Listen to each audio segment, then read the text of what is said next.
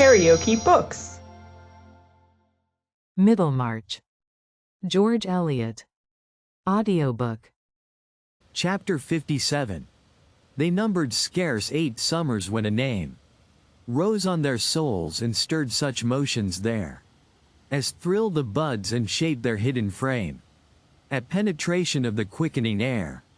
His name who told of loyal Evan Dhu, of quaint Bradwardine and Vich Ian Vor, making the little world their childhood knew, large with a land of mountain, lake and scar, and larger yet with wonder, love, belief, toward Walter Scott who living far away, sent them this wealth of joy and noble grief. The book and they must part, but day by day, in lines that thwart like portly spiders ran, they wrote the tale from Tully Veolan. The evening that Fred Vincy walked to Lowick Parsonage, he had begun to see that this was a world in which even a spirited young man must sometimes walk for want of a horse to carry him.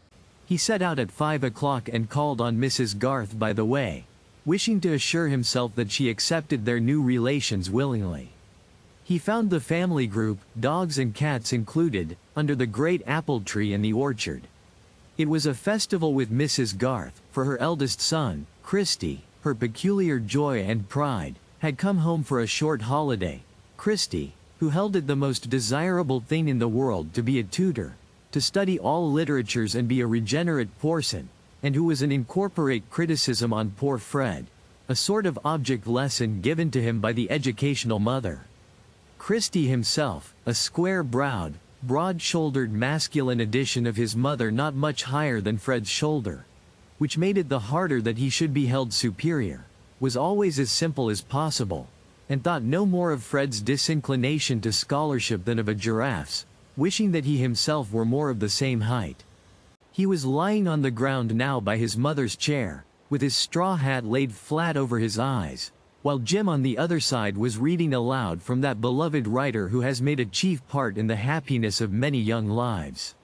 The volume was Ivanhoe, and Jim was in the great archery scene at the tournament, but suffered much interruption from Ben, who had fetched his own old bow and arrows, and was making himself dreadfully disagreeable, Letty thought, by begging all present to observe his random shots, which no one wished to do except Brownie, the active-minded but probably shallow mongrel, while the grizzled Newfoundland lying in the sun looked on with the dull-eyed neutrality of extreme old age. Letty herself, showing as to her mouth and pinafore some slight signs that she had been assisting at the gathering of the cherries which stood in a coral heap on the tea-table, was now seated on the grass, listening open-eyed to the reading. But the center of interest was changed for all by the arrival of Fred Vincy. When, seating himself on a garden stool, he said that he was on his way to Lowick Parsonage, Ben, who had thrown down his bow, and snatched up a reluctant half-grown kitten instead, strode across Fred's outstretched leg, and said, "Take me." "Oh, and me too," said Letty. "You can't keep up with Fred and me," said Ben. "Yes, I can." "Mother, please say that I am to go," urged Letty, whose life was much checkered by resistance to her depreciation as a girl. "I shall stay with Christy," observed Jim, as much as to say that he had the advantage of those simpletons, whereupon Letty put her hand up to her head and looked with jealous indecision from the one to the other. "Let us all go and see Mary," said Christy, opening his arms. "No, my dear child, we must not go in a swarm to the parsonage. And that old Glasgow suit of yours would never do. Besides, your father will come home. We must let Fred go alone. He can tell Mary that you are here, and she will come back tomorrow." Christy glanced at his own threadbare knees, and then at Fred's beautiful white trousers. Certainly Fred's tailoring suggested the advantages of an English university, and he had a graceful way even of looking warm and of pushing his hair back with his handkerchief. "Children, run away," said Mrs. Garth, "it is too warm to hang about your friends. Take your brother and show him the rabbits." The eldest understood, and led off the children immediately. Fred felt that Mrs. Garth wished to give him an opportunity of saying anything he had to say, but he could only begin by observing, "How glad you must be to have Christy here." Yes, he has come sooner than I expected. He got down from the coach at 9 o'clock, just after his father went out. I am longing for Caleb to come and hear what wonderful progress Christy is making. He has paid his expenses for the last year by giving lessons, carrying on hard study at the same time. He hopes soon to get a private tutorship and go abroad. He is a great fellow, said Fred, to whom these cheerful truths had a medicinal taste, and no trouble to anybody. After a slight pause, he added, "But I fear you will think that I am going to be a great deal of trouble to Mr. Garth." Caleb likes taking trouble. He is one of those men who always do more than anyone would have thought of asking them to do, answered Mrs. Garth. She was knitting and could either look at Fred or not, as she chose, always an advantage when one is bent on loading speech with salutary meaning. And though Mrs. Garth intended to be duly reserved, she did wish to say something that Fred might be the better for. "I know you think me very undeserving, Mrs. Garth, and with good reason," said Fred, his spirit rising a little at the perception of something like a disposition to lecture him. "I happen to have behaved just the worst to the people I can't help wishing for the most from. But while two men like Mr. Garth and Mr. Fairbrother have not given me up, I don't see why I should give myself up." Fred thought it might be well to suggest these masculine examples to Mrs. Garth. "Assuredly," said she, with gathering emphasis. "A young man for whom two such elders had devoted themselves would indeed be culpable if he threw himself away and made their sacrifices vain." Fred wondered a little at this strong language, but only said, "I hope it will not be so with me, Mrs. Garth, since I have some encouragement to believe that I may win Mary." "Mr. Garth has told you about that? You were not surprised, I dare say?" Fred ended, innocently referring only to his own love as probably evident enough. "Not surprised that Mary has given you encouragement," returned Mrs. Garth, who thought it would be well for Fred to be more alive to the fact that Mary's friends could not possibly have wished this beforehand, whatever the Vinceys might suppose. "Yes, I confess I was surprised. She never did give me any, not the least in the world, when I talked to her myself," said Fred, eager to vindicate Mary. "But when I asked Mr. Fairbrother to speak for me, she allowed him to tell me there was a hope." The power of admonition which had begun to stir in Mrs. Garth had not yet discharged itself.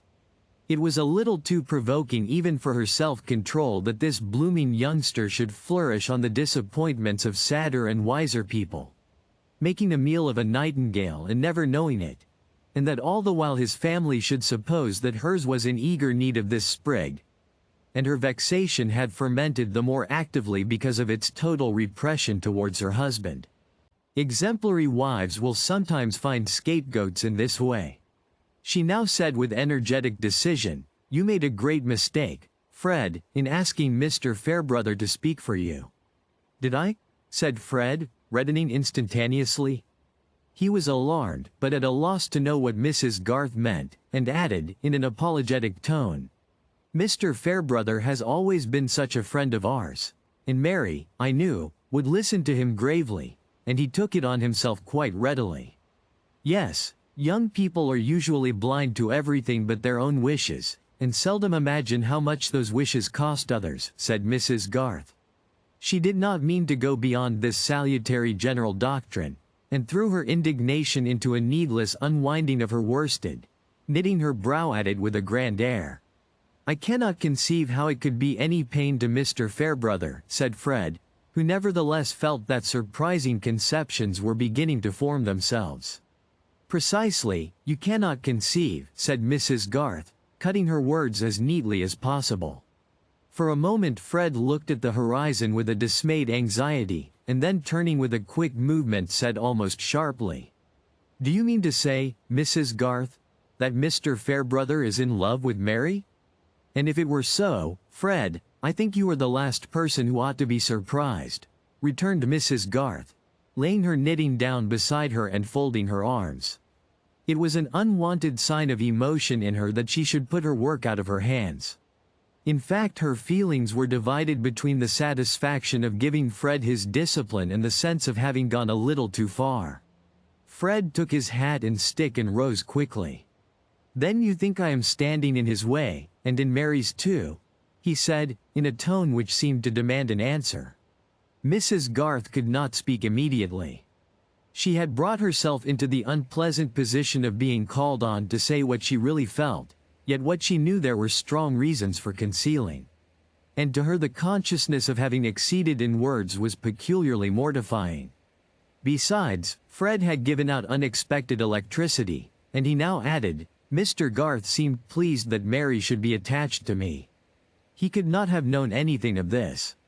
Mrs. Garth felt a severe twinge at this mention of her husband, the fear that Caleb might think her in the wrong not being easily endurable. She answered, wanting to check unintended consequences, "I spoke from inference only. I am not aware that Mary knows anything of the matter." But she hesitated to beg that he would keep entire silence on a subject which she had herself unnecessarily mentioned, not being used to stoop in that way. And while she was hesitating there was already a rush of unintended consequences under the apple tree where the tea things stood. Ben, bouncing across the grass with Brownie at his heels, and seeing the kitten dragging the knitting by a lengthening line of wool, shouted and clapped his hands. Brownie barked. The kitten, desperate, jumped on the tea table and upset the milk, then jumped down again and swept half the cherries with it, and Ben, snatching up the half-knitted sock top, fitted it over the kitten's head as a new source of madness, while Letty arriving cried out to her mother against this cruelty. It was a history as full of sensation as, "This is the house that Jack built." Mrs. Garth was obliged to interfere. The other young ones came up and the tête-à-tête with Fred was ended. He got away as soon as he could, and Mrs. Garth could only imply some retractation of her severity by saying, "God bless you," when she shook hands with him. She was unpleasantly conscious that she had been on the verge of speaking as one of the foolish women speaketh, telling first and entreating silence after. But she had not entreated silence, and to prevent Caleb's blame she determined to blame herself and confess all to him that very night. It was curious what an awful tribunal the mild Caleb's was to her, whenever he set it up. But she meant to point out to him that the revelation might do Fred Vincy a great deal of good. No doubt it was having a strong effect on him as he walked to Lowick. Fred's light hopeful nature had perhaps never had so much of a bruise as from this suggestion that if he had been out of the way Mary might have made a thoroughly good match. Also he was piqued that he had been what he called such a stupid lout as to ask that intervention from Mr. Fairbrother. But it was not in a lover's nature, it was not in Fred's, that the new anxiety raised about Mary's feeling should not surmount every other. Notwithstanding his trust in Mr. Fairbrother's generosity, notwithstanding what Mary had said to him, Fred could not help feeling that he had a rival. It was a new consciousness, and he objected to it extremely, not being in the least ready to give up Mary for her good, being ready rather to fight for her with any man whatsoever. But the fighting with Mr. Fairbrother must be of a metaphorical kind, which was much more difficult to Fred than the muscular. Certainly this experience was a discipline for Fred hardly less sharp than his disappointment about his uncle's will. The iron had not entered into his soul, but he had begun to imagine what the sharp edge would be. It did not once occur to Fred that Mrs. Garth might be mistaken about Mr. Fairbrother, but he suspected that she might be wrong about Mary. Mary had been staying at the parsonage lately, and her mother might know very little of what had been passing in her mind. He did not feel easier when he found her looking cheerful with the three ladies in the drawing-room. They were in animated discussion on some subject which was dropped when he entered, and Mary was copying the labels from a heap of shallow cabinet drawers, in a minute handwriting which she was skilled in. Mr. Fairbrother was somewhere in the village, and the three ladies knew nothing of Fred's peculiar relation to Mary. It was impossible for either of them to propose that they should walk round the garden, and Fred predicted to himself that he should have to go away without saying a word to her in private. He told her first of Christie's arrival and then of his own engagement with her father, and he was comforted by seeing that this latter news touched her keenly. She said hurriedly, "I am so glad," and then bent over her writing to hinder anyone from noticing her face. But here was a subject which Mrs. Fairbrother could not let pass. "You don't mean, my dear Miss Garth, that you are glad to hear of a young man giving up the church for which he was educated. You only mean that things being so, you are glad that he should be under an excellent man like your father." "No, really, Mrs. Fairbrother, I am glad of both, I fear," said Mary, cleverly getting rid of one rebellious tear. "I have a dreadfully secular mind. I never liked any clergyman except the Vicar of Wakefield and Mr. Fairbrother." "Now why, my dear?" said Mrs. Fairbrother, pausing on her large wooden knitting needles and looking at Mary. "You have always a good reason for your opinions, but this astonishes me. Of course I put out of the question those who preach new doctrine. But why should you dislike clergymen?" "Oh dear," said Mary, her face breaking into merriment as she seemed to consider a moment, "I don't like their neckcloths." "Why, you don't like Camden's, then," said Miss Winifred, in some anxiety. "Yes, I do," said Mary. "I don't like the other clergymen's neckcloths, because it is they who wear them." "How very puzzling," said Miss Noble, feeling that her own intellect was probably deficient. "My dear, you are joking. You would have better reasons than these for slighting so respectable a class of men," said Mrs. Fairbrother, majestically. "Miss Garth has such severe notions of what people should be that it is difficult to satisfy her," said Fred. "Well, I am glad at least that she makes an exception in favor of my son," said the old lady. Mary was wondering at Fred's piqued tone, when Mr. Fairbrother came in and had to hear the news about the engagement under Mr. Garth. At the end he said with quiet satisfaction, "That is right," and then bent to look at Mary's labels and praise her handwriting. Fred felt horribly jealous, was glad, of course, that Mr. Fairbrother was so estimable, but wished that he had been ugly and fat as men at 40 sometimes are. It was clear what the end would be, since Mary openly placed Fairbrother above everybody, and these women were all evidently encouraging the affair. He was feeling sure that he should have no chance of speaking to Mary, when Mr. Fairbrother said, "Fred, help me to carry these drawers back into my study. You have never seen my fine new study. Pray come too, Miss Garth. I want you to see a stupendous spider I found this morning." Mary at once saw the vicar's intention. He had never since the memorable evening deviated from his old pastoral kindness towards her, and her momentary wonder and doubt had quite gone to sleep. Mary was accustomed to think rather rigorously of what was probable, and if a belief flattered her vanity she felt warned to dismiss it as ridiculous, having early had much exercise in such dismissals. It was as she had foreseen. When Fred had been asked to admire the fittings of the study, and she had been asked to admire the spider, Mr. Fairbrother said, "Wait here a minute or two. I am going to look out an engraving which Fred is tall enough to hang for me. I shall be back in a few minutes." And then he went out. Nevertheless, the first word Fred said to Mary was, "It is of no use, whatever I do, Mary. You are sure to marry Fairbrother at last." There was some rage in his tone. "What do you mean, Fred?" Mary exclaimed indignantly, blushing deeply, and surprised out of all her readiness in reply. "It is impossible that you should not see it all clearly enough, you who see everything. I only see that you are behaving very ill, Fred, in speaking so of Mr. Fairbrother after he has pleaded your cause in every way. How can you have taken up such an idea?" Fred was rather deep, in spite of his irritation. If Mary had really been unsuspicious, there was no good in telling her what Mrs. Garth had said. "It follows as a matter of course," he replied. "When you are continually seeing a man who beats me in everything, and whom you set up above everybody, I can have no fair chance." "You are very ungrateful, Fred," said Mary. "I wish I had never told Mr. Fairbrother that I cared for you in the least." "No, I am not ungrateful. I should be the happiest fellow in the world if it were not for this. I told your father everything, and he was very kind. He treated me as if I were his son. I could go at the work with a will, writing and everything, if it were not for this." "For this? For what?" said Mary, imagining now that something specific must have been said or done. "This dreadful certainty that I shall be bowled out by Fairbrother." Mary was appeased by her inclination to laugh. "Fred," she said, peeping round to catch his eyes, which were sulkily turned away from her, "you are too delightfully ridiculous.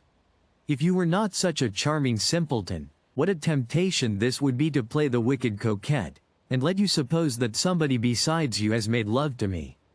"Do you really like me best, Mary?" said Fred, turning eyes full of affection on her, and trying to take her hand. "I don't like you at all at this moment," said Mary, retreating, and putting her hands behind her. "I only said that no mortal ever made love to me besides you. And that is no argument that a very wise man ever will," she ended, merrily. "I wish you would tell me that you could not possibly ever think of him," said Fred. "Never dare to mention this any more to me, Fred," said Mary, getting serious again. "I don't know whether it is more stupid or ungenerous in you not to see that Mr. Fairbrother has left us together on purpose that we might speak freely. I am disappointed that you should be so blind to his delicate feeling." There was no time to say any more before Mr. Fairbrother came back with the engraving, and Fred had to return to the drawing-room still with a jealous dread in his heart, but yet with comforting arguments from Mary's words and manner. The result of the conversation was on the whole more painful to Mary. Inevitably her attention had taken a new attitude, and she saw the possibility of new interpretations. She was in a position in which she seemed to herself to be slighting Mr. Fairbrother, and this, in relation to a man who is much honored, is always dangerous to the firmness of a grateful woman. To have a reason for going home the next day was a relief, for Mary earnestly desired to be always clear that she loved Fred best. When a tender affection has been storing itself in us through many of our years, the idea that we could accept any exchange for it seems to be a cheapening of our lives. And we can set a watch over our affections and our constancy as we can over other treasures. Fred has lost all his other expectations, he must keep this, Mary said to herself, with a smile curling her lips. It was impossible to help fleeting visions of another kind, new dignities and an acknowledged value of which she had often felt the absence. But these things with Fred outside them, Fred forsaken and looking sad for the want of her, could never tempt her deliberate thought. If you liked what you heard, please subscribe to the channel.